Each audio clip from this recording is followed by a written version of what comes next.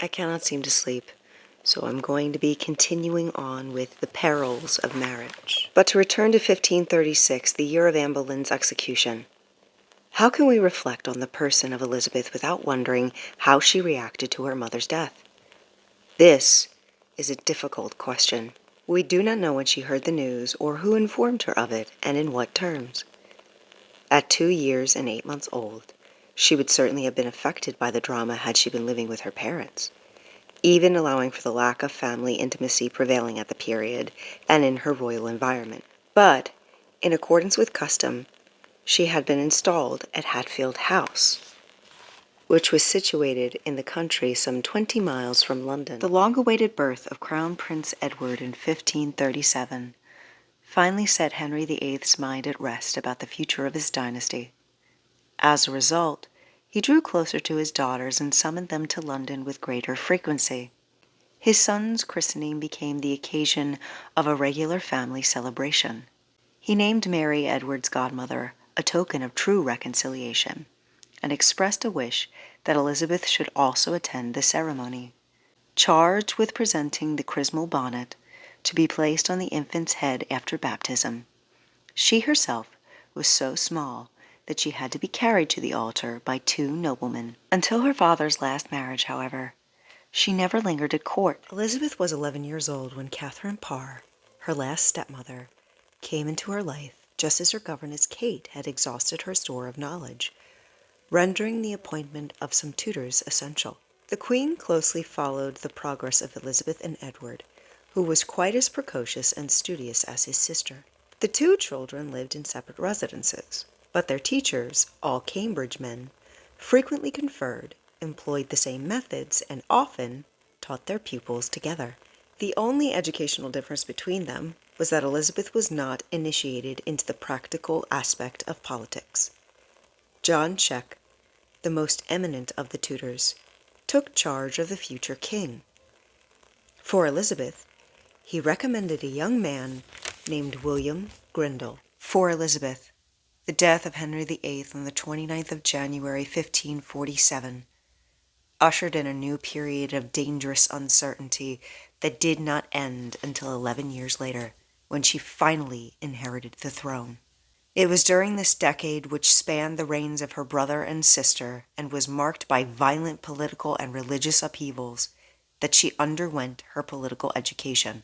Constantly spied on and suspected, ostracized and courted in, she learned the virtues of prudence and dissimulation, grasped the absolute necessity of keeping her opinions a secret, and acquired the art of defending herself with perfect composure. The 6-year reign of her brother, with whom she got on well, was a time of personal trial. The newcomer's temerity was remarkable. Although he had been unable to fulfill his ambition of marrying the king's younger daughter, she continued to interest him. Now 14, Elizabeth was a very elegant girl, if we are to believe the portrait painted for her father just before his death. Illuminated by a pair of dark eyes whose vivacity recalled her mother's, her regular, extremely pallid features were framed by an abundant head of hair with reddish glints.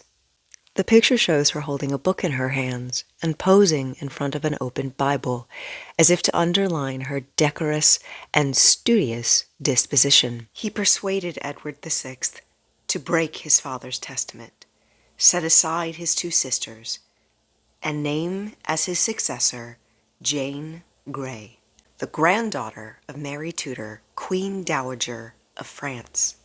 Another advantage from Northumberland's point of view was that Jane happened to be his daughter-in-law. When informed of this, Elizabeth was intelligent enough to avoid involvement by remaining at home instead of going to her dying brother's bedside. One of the oldest and most precious items in the collection of Chequers House, the country residence of Britain's Prime Minister, is a tiny, exquisitely crafted ring, fashioned from mother of pearl and embossed with rubies and diamonds. The bezel carries an intertwined E in diamonds and R in blue enamel, For Elizabeth, Regina, which gives a clue both to its status and its age. But the most fascinating part of the ring is hidden from view. It opens to reveal two portraits. One is of Elizabeth I. The other is thought to be of her mother, Anne Boleyn. With a Flower, a poem by Emily Dickinson. I hide myself within my flower, that wearing on your breast, you unsuspecting wear me too, and angels know the rest. I hide myself within my flower, that fading from your vase, you unsuspecting feel for me, almost a loneliness. A poem by Emily Dickinson. If I can stop one heart from breaking, I shall not live in vain. If I can ease one life the aching, or cool one pain, or help one fainting robin unto his nest again, I shall not live in vain. The Secret by Emily Dickinson. Some things that fly there be, birds, ours, the bumblebee, of these no elegy. Some things that stay there be, grief, hills, eternity, nor this behoveth me.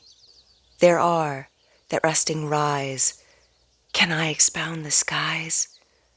How still the riddle lies. Dawn by Emily Dickinson. When night is almost done, and sunrise grows so near that we can touch the spaces, it's time to smooth the hair and get the dimples ready, and wonder we could care for that old faded midnight that frightened but an hour.